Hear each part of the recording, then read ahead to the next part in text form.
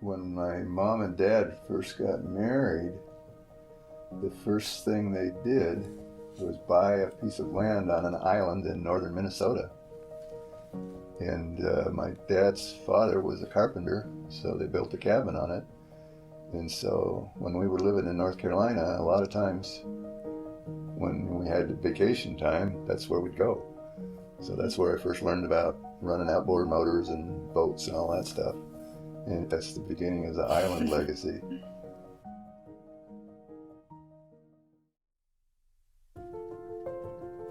Took a trip with Gildersleeve, who used to be one of the bush pilots here in southeast Alaska. And we wanted to go up to Latuya Bay and hike the coast from Latuya Bay up to a mining camp there below Cape Fairweather, just for an expedition. And when we were on that expedition, we flew over the Hobbit Hole.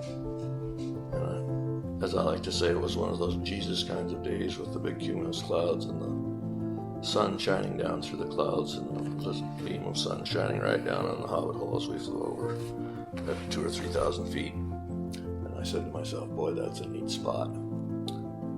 And up until that time, I had fantasized about building a log cabin here in Gustavus, and I was trying to get a permit from the state. I saw that spot, and I was intrigued by it, and came home and found out that it was for sale in the Juneau real estate column, and had been for several years. We sailed out there, and we immediately fell in love with the place. It looked a little different than now, of course.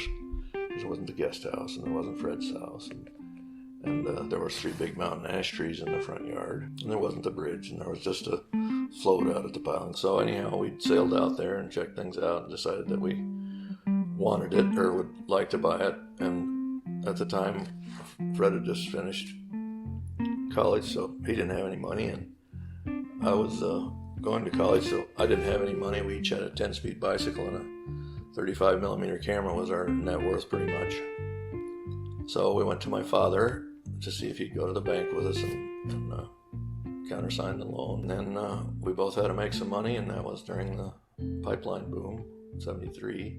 So we both went to Fairbanks and started going to the union halls at the laborers union, and Fred got a job within a week.